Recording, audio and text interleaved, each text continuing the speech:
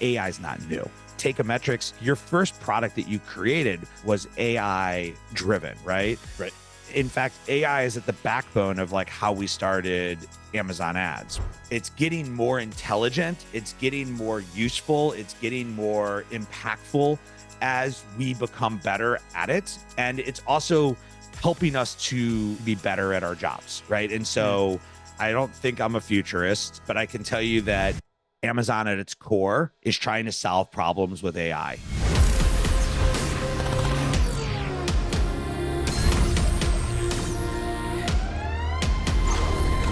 There are a lot of changes. There have been a lot of changes in the e-commerce industry, but Amazon has always remained as the powerhouse leading the way. And AI is a really big part of this conversation.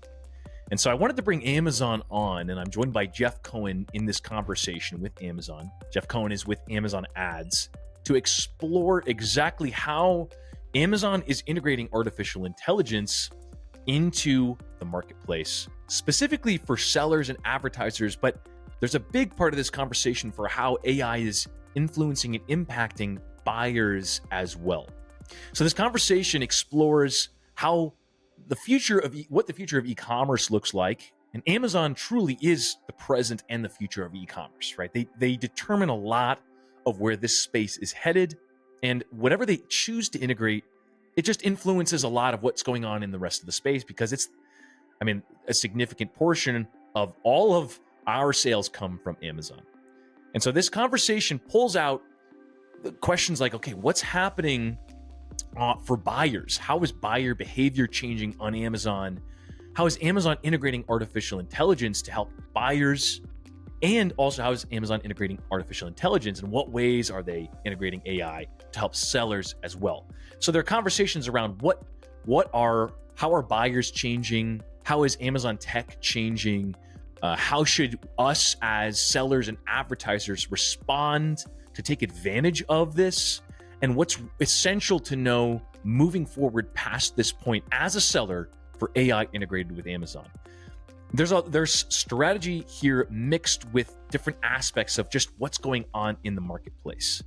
And it's a really good conversation. This is honestly, I think I say this every episode, but this is one of my favorites so far. And that's a good thing, because that just means it keeps on getting better. There's a lot here. I'm looking forward to this one. If you have any questions, DM us on our socials, or I'll link to different ways to get in touch with us in the show notes below.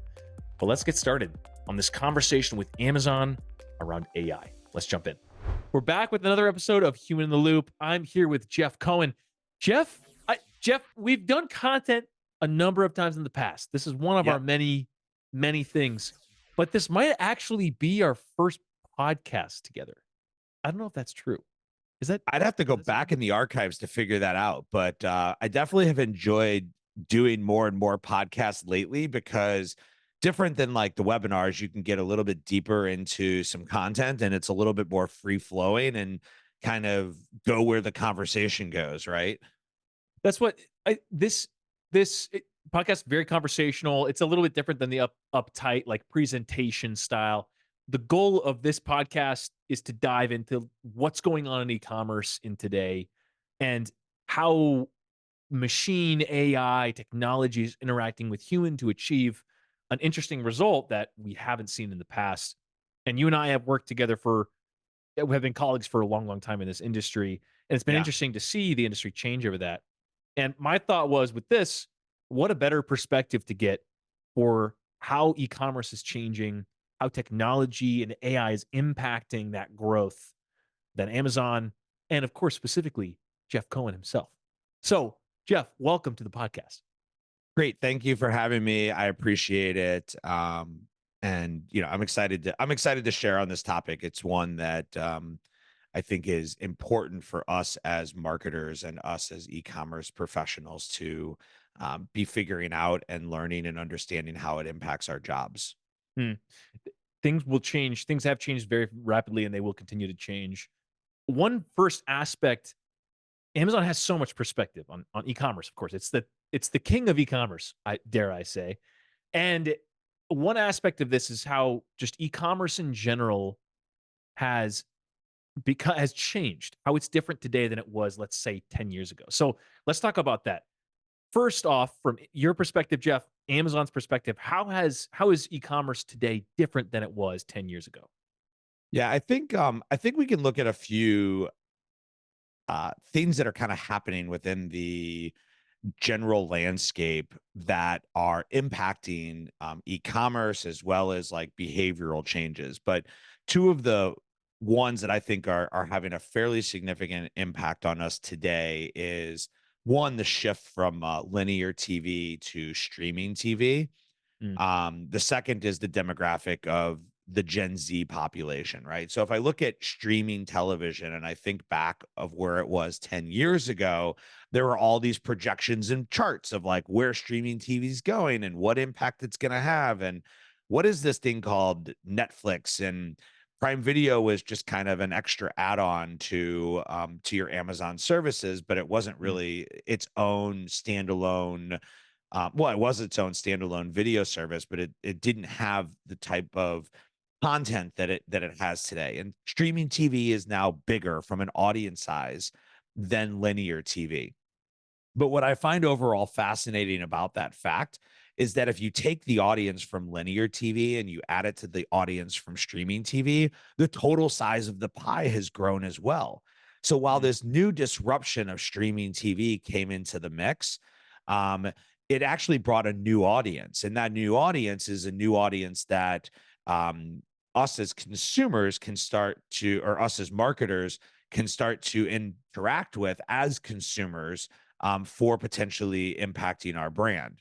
Now, I think another big shift of what's happened in the last 10 years is we'll call it the rise of the Gen Z population, right? So Gen Zers are somewhere between 10 years old and 25 years old. I happen to have three of them that live in my house, so I'm mm. living this on a You're daily familiar. basis. You're I very am, familiar. but they represent 2.5 billion people. They have a net earnings of $7 trillion and they have around 360 billion with a B in disposable income. So this little Wow. generation 10 years ago that was just 15 years old and wasn't really earning and wasn't really impacting and was using a lot of streaming devices, content, engaging with social media in a different way, now actually has some buying power. Mm, And Gen Z has a different set of values, right? They interact with brands in different ways. They're influencing and they're influenced in different ways than how the generation or generations before them were. Because if you think about it, they were literally born with phones in their hands, right? right, So right. they've been brought up in this generation. They haven't had to adapt to this generation. So, okay, so there are two interesting big changes, and of course there are many changes in the grand scheme of things, but these are two really interesting changes you're talking about. You're talking about uh, a shift in the way that people are taking in information, and that goes back to the streaming TV that you're talking about, and that bringing in new audiences of people and changing the way that content interacts with people as well. Mhm. And the second thing is this new demographic of buyer, which is Gen Z, that actually has buying power, right? That's something probably a lot of people, it's a misconception that they don't. But that's, you Right. said 360 billion with a B of disposable income. That's a lot. It's a big Right. piece of the pie. So how does this tie back? We're talking about e-commerce, right? Like the way that people buy and shop. How do those two things tie back to e-com? Yeah, so if we think about like the average shopper from 10 years ago, right? 10 years ago, Amazon was 40% third-party sellers. Today it's 60% Mm, third-party sellers, right? So there's been a dramatic shift in the seller who's selling product on Amazon. Now, at the same time, Amazon has grown to be a global company, right? Today they're operating in 39 different countries. And US based sellers are exporting, more than 260 million products to customers over all these markets last year. So these numbers are 8 times larger than they were 10 years ago, right? So all of this leads to we're shopping in a different way. We're buying from different types of sellers. And mhm, if I look at my own shopping behavior, because sometimes I think that's the best way to kind of show examples of this, I can see a ton of changes, right? Mhm. So when I want something, I go online, I order it, I get it the same day or the next day. I was working on a project in my house for some electrical switches, and I could have just gone to a local hardware store and bought the switches, but I sat down, I ordered everything on Amazon. They were delivered at 6 in the morning the next day, and I installed them after I had breakfast that morning. I didn't need to run out to the store, right? 10 years ago, that's not how I would have Yeah, yeah, behaved. yeah. And Mm. so we're more comfortable buying these types of items. We're more comfortable buying items such as clothing or higher priced items than we were 10 years ago. 10 years ago, we were still going to the mall to buy a lot of our clothing items. My daughter recently had her birthday, turned 18. Um, and her whole shopping list for what she wanted from us, from her friends was all built into an Amazon wish list. Right. Mm. And so again, we're going back to how is Gen Z behaving differently than maybe how we behave. I wouldn't put a wish list together like that for my birthday. I wouldn't think of that, right? It's Right. the first thing she thought of. It's the first way that she thought and that she interacted. So all of these things are maybe difficult to see individually on a daily basis. But when we stop and we pause and we look back to how we acted and reacted 10 years ago and how we act and react in our own lives today, we really start to see the impact that um, e-commerce and Amazon have had in the way that we've changed our behaviors. Mhm. They're interesting. I mean, a lot of it comes down to convenience. For me, especially, we're talking anecdotes here. I'm a Zillennial, so I'm halfway in between millennial and Zillennial. Right. I'm a young millennial, old Gen Z. So I fall somewhere in Mhm. the middle. I grew up with dial up, the whole shebang. Didn't grow up. I grew up was the probably the last generation to not grow up like with a phone in my hand, right? Right. Um, for me, it's about convenience and the convenience Yeah. of just being able to order anything and have it delivered, not forget, don't have to make a list of things. I could just go to Amazon, put it in, buy it now, get it shipped next day, done deal. I don't have to have like a list of things in my head that I'm forgetting to get, whatever. And partly going back to the content piece itself, and we'll get more into that conversation, being able to see something like in a movie or a TV show and be like, "What is that?" Look it up and to buy it. That's a pretty cool thing. There's a lot going on here, but you're absolutely right. And there's a question in my mind here of whether it's the consumer changing and Amazon or other places responding to that difference and that change in behavior, or whether it's Amazon like setting that precedent and driving some of those changes in behavior as well. And I think that's part of what this conversation is exploring. But let's talk about that, like how Amazon is addressing these shifts. So how is Amazon right now today meeting this ever evolving shopper where they're at? Yeah, I think the answer is both. The answer to your question is both, right? So like Mhm. let's look at like Thursday night football and like what Amazon has done with like the Thursday night football um um product, if you will. Um Numbers from year 2 were higher than year 1. They were setting records for online people watching streaming. It was a younger audience. So, as we have people in a more captive environment, watching streaming is a more captive environment than linear TV because just naturally you don't flip between streaming services in the same way that you flip between television channels. It's Mhm. required us to reinvent and think about the way you watch sports in a different way. And so, if you watch Thursday Night Football, you can see that we've reinvented that activity to bring in additional features to make shopping integrated in with ads when they can be integrated in with that. If you look at our developer community, I'm sorry, our creator community within Twitch, right? Amazon has developed this amazing creator community within Twitch. I'd say it's mainly geared towards the Gen Z population, but it's not exclusive. I used to think it was just people watching people playing games, but like it's crazy. It's so much more. There's people performing live music. There's people doing activities around beauty, like how to put on makeup, how to take off makeup, how to do Mhm. hairdos. they become very interactive shows. The other day, I was watching something on Twitch. An influencer who's built up a nice community decided to launch his own product. I think it was like a jerky, like a jerky that Interesting. he was kind of releasing.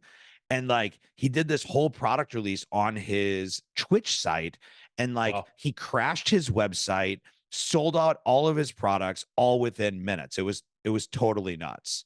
Mm, Right. And like we haven't even started talking about like how Alexa devices and Fire TV are impacting this as well, right? Amazon announced about a year ago that Fire TV is now over 200 million devices have been sold. So you can mm, dive into, our products at Wondery, Prime Video, and such, but overall, right? Amazon is looking to make genuine connections with their audience. And then when they make those genuine connections with their audience, they're working backwards from the audience's problems to solve them, right? And so when you say like, is Amazon changing the behavior? Are we adapting to the behavior that's changing? I believe that Amazon's adapting to the behavior that's changing because we're identifying the way that consumers are using the products that we have. And then mm. we're inventing and simplifying the processes and the activities that we want them to take so that you're still watching a show. You still are seeing an ad, but we're just making it easier for you to go from seeing that ad to acquiring that product or getting more information, right? Yeah. We're solving that problem for the person who's watching, making it a better user experience. We're solving that problem for the advertiser by making it more interactive, right? So like one of the things with interactivity with advertising in Thursday Night Football is you can do dynamic creative, which Mm, allows you to buy one advertising spot and have different ads run based on the audience that's watching. So if you think about it, if you're interesting. an auto dealer, I won't name one, but if you're an auto dealer, you have different types of cars. Those different types of cars have different personas. You can actually show ads to different types of people. So we're Mm. just solving Thi- problems that we've always had as consumers and thi- as marketers. this is really interesting because Amazon, in a lot of ways, you are creating space for these transactions of attention to take place, and other platforms do a very similar thing of like not in a shopping sense, but just in a content of like seeing what you want to see, being a part of something you want to be a part of, like watching someone play music on Twitch. Yep. Amazon is creating space for all these people to watch and interact, communities and whatnot, and to buy products that they want to buy. Honestly, like Gen Z wants to feel connected to the brands that they're They taking do. a part of, They right? do. And And, listen, if and I, you're a big tech guy, you've got cameras and mics and things like that. If you're watching a guy host something on Twitch or whatever platform that you're watching it on, the first question you're going to ask is what camera is he using? What yep, microphone's he using? That's a really cool boom. I think I want to get that boom.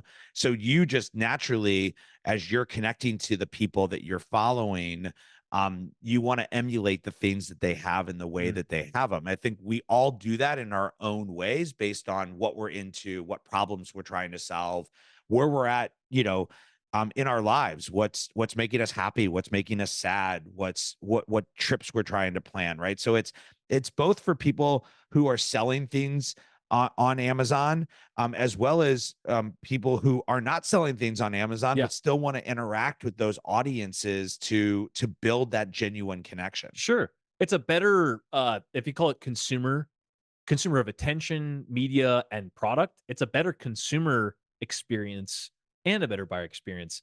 The last Correct. example the last example you gave of like the Thursday Night Football ads that are you can like an advertiser can show an ad to a more segmented audience, a segmented group of people. That to me is huge because I like that because it honestly kind of encourages advertisers and sellers to be like a bit more nuanced in their approach to the way they communicate with people. And like if you really want to connect with these audiences, then you might create ads that speak more to that group to group one to group two and group three. Right. And you And don't that need to have listen, you don't need to have 50 groups. You could have 3, right? You could just sure, have sure. your EV line, your regular line, and like your family line. And then there's signals, right? And Amazon has really like that's what Amazon has done really well is they've done a great job in understanding the signals and then helping you as an advertiser determine those signals. And there's signals that Mm, will tell you that somebody is more EV focused or somebody is more family focused based on other shows that they watch or based on products that they've bought or right? These aggregated activities can start to tell us some information about the viewer, about the mm, listener, about the person who's engaging during Twitch activities, and then you can deliver a more meaningful type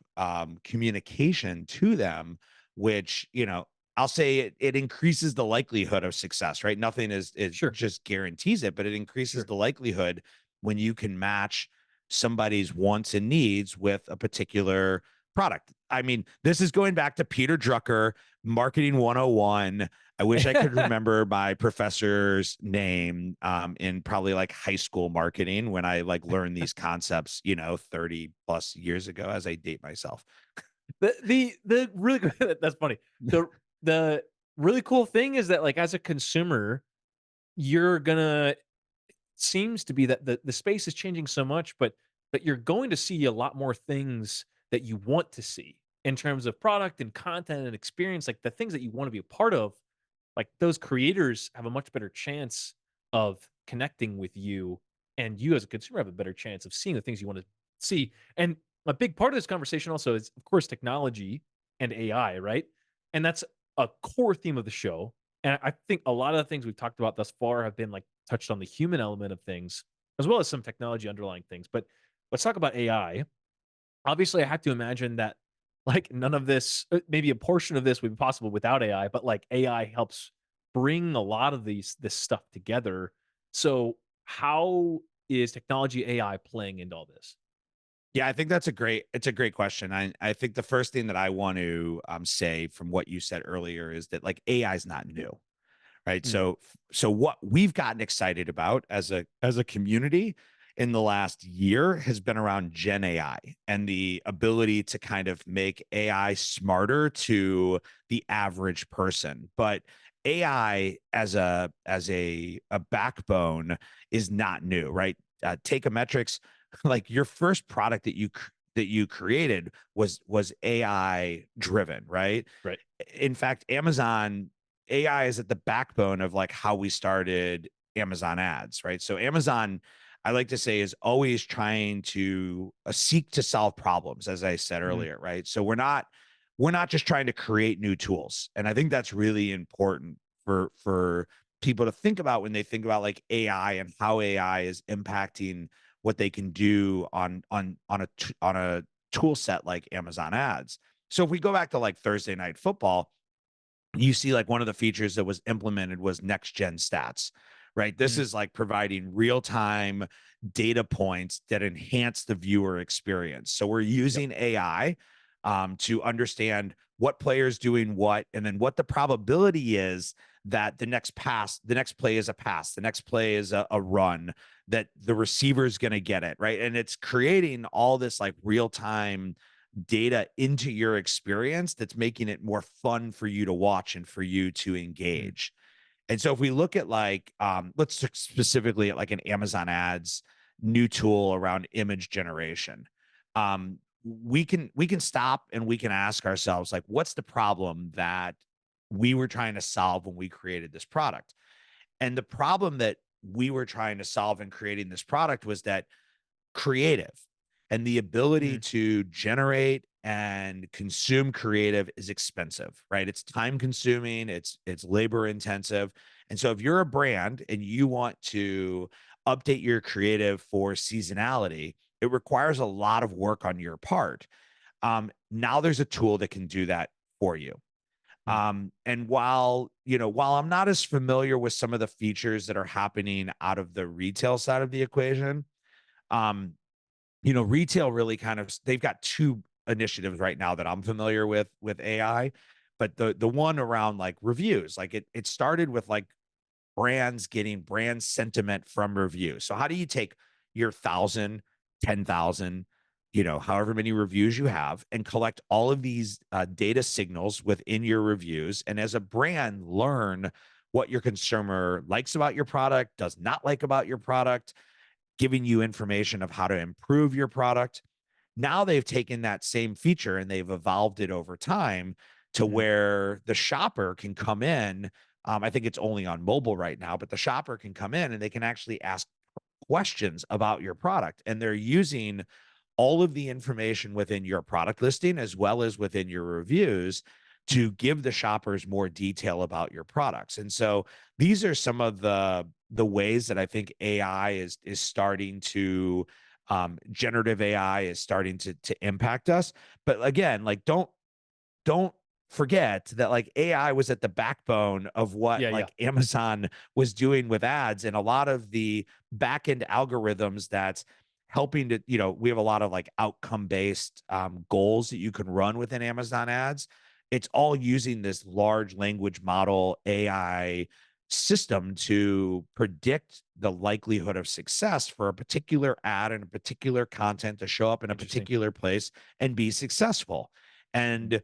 And so we got to kind of balance the what's cool and what do we see versus like how AI is kind of impacting us on the back end. And that's how I've kind of differentiated the different types of AI that are kind of I out there in the market today. I think one of the a potential, well, people are becoming more and more intelligent on the differentiation between the different types of AI. And one of the personal purposes of this show for me is to help people understand those nuances and differences within AI for Gen AI, generative Yep. AI, and predictive AI and whatnot. But let's not forget Amazon started core with AI. Teikametrics, very same.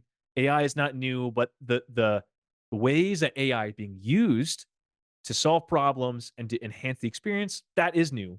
It is. It is. But And if you think about like we talked about phones and we were joking about whether you grew up with a phone or did not grow up with a phone, right? yeah, And we think about like the first phone and the amount of content that a phone held, right? Compared to like a phone today and what a phone can do today. oh man. AI is kind of doing the same thing, right? Mm, It's getting more intelligent, it's getting more useful, it's getting more impactful as we become better at it. And it's also helping us to be better at our jobs, right? And mm. so I guess it's hard to predict what the future will look like, but like it that's I think the tendency that it starts to kind of drive itself down. Sure. Well, I mean the experience with Thursday Night Football is a really good example of like, wow, okay, that's one very specific example that's very narrow, but it's a good one that when you take a seat back, like, wow, this actually really enhances my viewing experience of Yeah. football. So, but one really core piece of all this, of course, is how this boils down to impacting like the customer and the consumer. So Yep. let's talk about where AI is going and what that means for the customer experience. Yep. Okay, well, again, I don't think I'm a futurist, but I can tell you that Amazon at its core is trying to solve problems with AI, right? We want to improve the customer experience. We want to reduce operational, inefficiencies, right? We want to create operational efficiencies.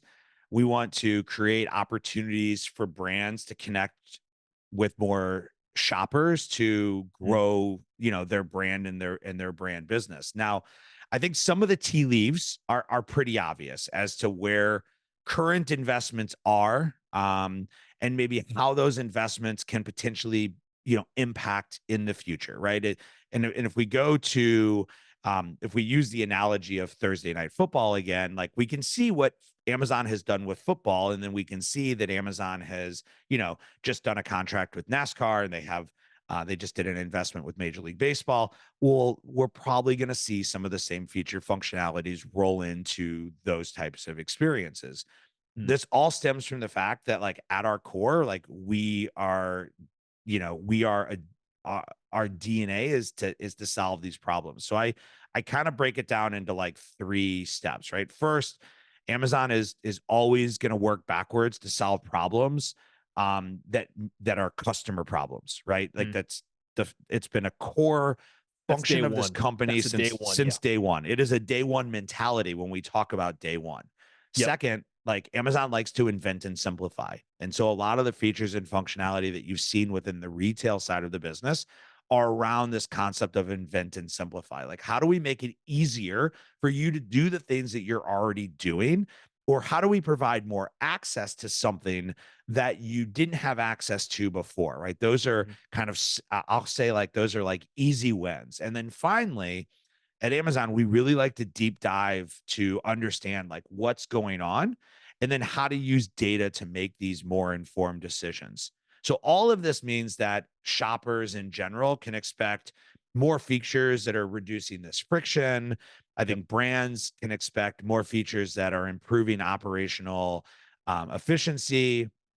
And I think all of these are core to the experience first, right? I think everything that again, everything that we do at Amazon is from backwards from the customer. So when you're on Amazon.com, we're thinking of the shopper and working backwards to make that shopper experience better. When you're in Prime Video, we're thinking of the viewer and how to Mhm. make the viewer more engaged, to want to stay there, to want to watch more content, to want to interact with the content. I really like this conversation is a perfect example of the human, the creative mixing with the machine, the technology to improve an experience, to drive things forward, to change the way that we shop, that we interact with content, whatever it is. And I those 3 points are critical, are crucial, and I feel like I have a different perspective than the average consumer because I see a little bit of, like, what's going on the back end, but I think that the average I'll call it the average consumer feels these 3 points coming Right. out just in their shopping experience. Even with the Ask AI on mobile, like, I started to see the summary, like, you scroll down I'm looking at a product, I scroll down in the app, and I see a summary of what people are saying about the product that I'm looking at. That's a huge experience booster for me as a consumer, and I'm gonna be honest, it took me at first, I didn't trust it, partly because I'm familiar with, like, this back end of, like, uh generative AI and summarizing people's input. But as I'm starting to shop and use this feature more, I'm starting to like look at these summaries and then read through the reviews myself and realize like, wow, Yeah, okay, it's changing it's good. your behavior has to change, right? Like Yeah, yeah, sure. that's the whole thing is that like we can put the technology out there, but there has to be a shift in behavior that has to start to change. So okay, that's a good point, and that brings I think on to like the last leg of this conversation. So we talked about like going all the way back to the beginning. You talked about those two big things that are changing, like Gen Z and content. We talked about AI. Let's zoom out and like collect everything together, put it in a basket. What does the future then look like knowing everything we talked about already? Like knowing Yeah. that also you don't have a crystal ball, how will things continue to shift and change going forward after this? Yeah, I think the first is, an early book I read in my career was Who Moved My Cheese, right? So it's like realize that the cheese is moving. So if you're a brand and like you target a younger generation, you need to start shifting and adapting faster so that your product meets what that younger generation's looking for. And if if your product is profiled for an older, like a baby boomer generation, think about the fact that like where's your future customer going to come from, right? That population is not growing in size. Mm, I think overall Amazon is thinking of this as, we don't think of like seismic shifts. We think of this concept of like test and iterate. And I think it's a great concept to bring into your brand. Like, how are you testing and iterating these things that you're learning and using them to improve and change as the market's changing? And I think this is that's where good. the landscape of like invent and simplify comes in, because you have to be you have to be thinking of these shifts, and then you have to be testing, and then you have to be like inventing and simplifying to Yep. implement the shifts that are occurring and how they impact your business. The interesting thing about this podcast is that it's meant for me personally. Like this is, I'm creating this podcast as it goes, and this is a perfect episode for this podcast. We're speaking to us both, Jeff. You and I are speaking to advertisers here, people that sell in e-commerce, but we're also speaking to buyers. I'm speaking to consumers with this show Mhm. as well. So I like the idea of exploring the innovations and features for just anyone involved here. Knowing what we've talked about already, using the example of like summarizing reviews that are really cool. What are some innovations or features that are coming up that can be integrated into the Amazon shopping journey? Yeah, I think if we're talking about this from like the buyer experience, I think you could talk about like Amazon Post and how we've added video to Post, how we've added vertical video to sponsored brands, which makes them a uh, more adaptable to the mobile shopping environment. And of course, like continuing to make investments into like sports properties, right? Those are, I think, some of Mm, the big like innovations and directions from Amazon. And I think while all these things are super exciting, there are things that we want to post about and there's things that we want to talk about, but we also have to remember that like we have to revisit a lot of features and functionality and determine when it's right for our brand, right? Because Amazon has innovated so much over the last couple of years. And so I think like sponsored brands is a great example of this. mm, Maybe you tried this in the past, but you didn't necessarily see the return on investment that you were looking for. This product has evolved so much over the past 2 years. It's included new ad units, it's included enhancements with videos, it's got new metrics, and all of these things are a reason for you to revisit them for your brand to understand how are they part of your mix? How do they need to be a part of your mix? And maybe, what do they look like today different than what did they look like before? So, like, imagine if, like, the last time you watch something on Prime Video was 2 years ago, right? Like it's a totally different experience today than it was 2 years ago. And so sometimes it's not necessarily only about what's new, it's about what's mm, changed and what's evolved. And it also is a little bit about like where your product is and how your product has changed and evolved because right. there's features and functionality within Amazon that work for different products at different parts of their life cycle. Mm. And so that's why, we always joke like the answer starts with it depends, right? It depends what you're trying to do. It depends what goals you're trying to reach. It depends where your audience is in its maturity. A lot of these things depend, and it's very difficult to get prescriptive in a format like a podcast because there's not one answer that Yeah, meets of course. everybody. And so that's why I try to boil things down into like frameworks, right? And Yeah. how do you apply a framework to these types of concepts so that you're constantly iterating on them throughout your product life cycle, your shopper life cycle, all those types of things. You're right. So it's impossible to be prescriptive in a podcast Yeah. context or any like 30-minute segment. Like it just isn't possible. But you're doing this is really good to give context for this conversation of just how shopping is changing, how attention is changing, technology. It definitely all flows. And this is really, really good. One big aspect of this conversation, we've talked about it, we mentioned it, we've talked about it, it's been throughout this is like attention. So the last question here, and then we'll wrap up. But the last question revolves around attention. What do you think is the best way for sellers to grab the attention of buyers today? Okay, I'm going to give you a really simple answer that's difficult to implement, right? It's not difficult, but it requires skill sets to implement over time. So first, you got to start with a great product, right? This is like the Mhm. same thing I've been saying for like since I've started in e-commerce. Like you have to have a great product. Um, Great products sell. Second is you want to build raving fans who want to talk about your product and want your product to be successful. It could be in the form of reviews, it could be in the form of endorsements. Finally, you want to find new ways to attract audiences to learn about your products. So the first one is obviously key. You can grab attention, but if you don't have a good product, you may not get the attention that you want. Right. The second one is where you start to bring in like the mix of product and marketing and a good product with a well-defined audience and message. And then you want to speak to the language of your audience, right? So you're going to talk differently to Gen Z than you are to baby boomers. And then finally, with the third one, this is where you see the potential growth or the exponential opportunity for growth. Because once you've got the first two down, you can really start to use additional products to amplify your message, right? So like streaming TV is a great example.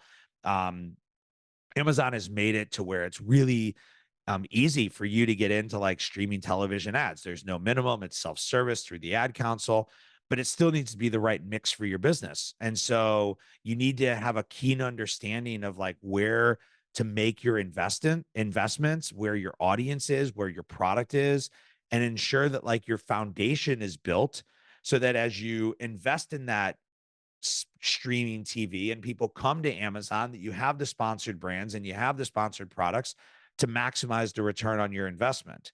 And so all this is kind of like to say that, you know, as you grow your brand, there are ways to amplify your messages and find new shoppers to grow your brand. And if you take this iterative approach to doing it, you can see what's impacting you and how it impacts you, and then make sure you're making the right investments at the right time with the right level. And I think to boil it down, I think that's what kind of boils it down.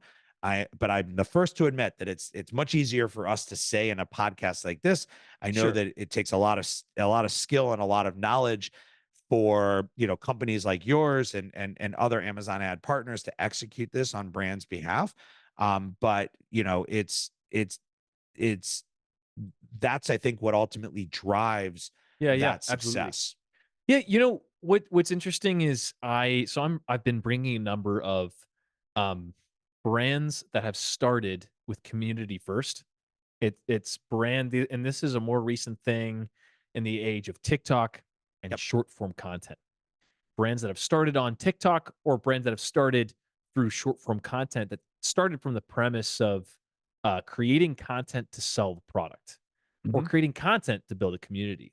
And these brands and I shouldn't even say these brands, the people, usually one or two people behind that brand, they understand that concept of creating a connection with their audience Yep. and that being the core driver of what builds the momentum into creating a successful product today. Yeah, I see. there's lots of different ways to get to your end goal. And there's different ways to do it based on your product and your community. And I think that's what's awesome about Amazon in general is that there's so many different ways to be successful and to reach new audiences and to bring new products to market. And it's just a matter of That's figuring out what's right for you and your business and you and your brand. that's the great thing is that Amazon is providing space for all these things to take place. Like you're really opening the door for sellers to connect with their audience and to build like through the steps that you mentioned to build a really really good community.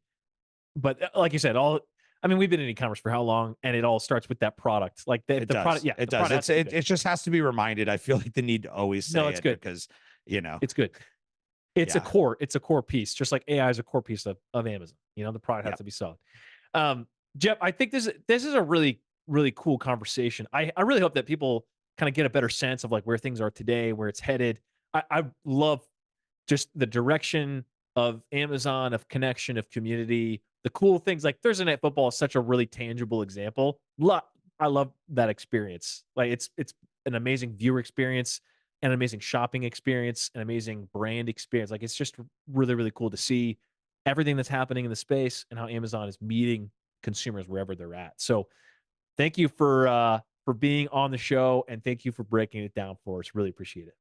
Thanks, Cameron. Appreciate it. Appreciate Teikametrics and your partnership with Amazon over the years. You guys have always been a great partner and in helping us learn about our products and helping advertisers integrate into our products. So thank you guys as well.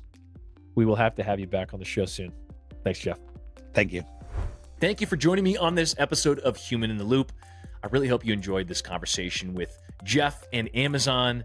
Really interesting to hear about where the present and the future is headed with artificial intelligence integrated into Amazon, and also where it's good to explore where the future of e-commerce can be.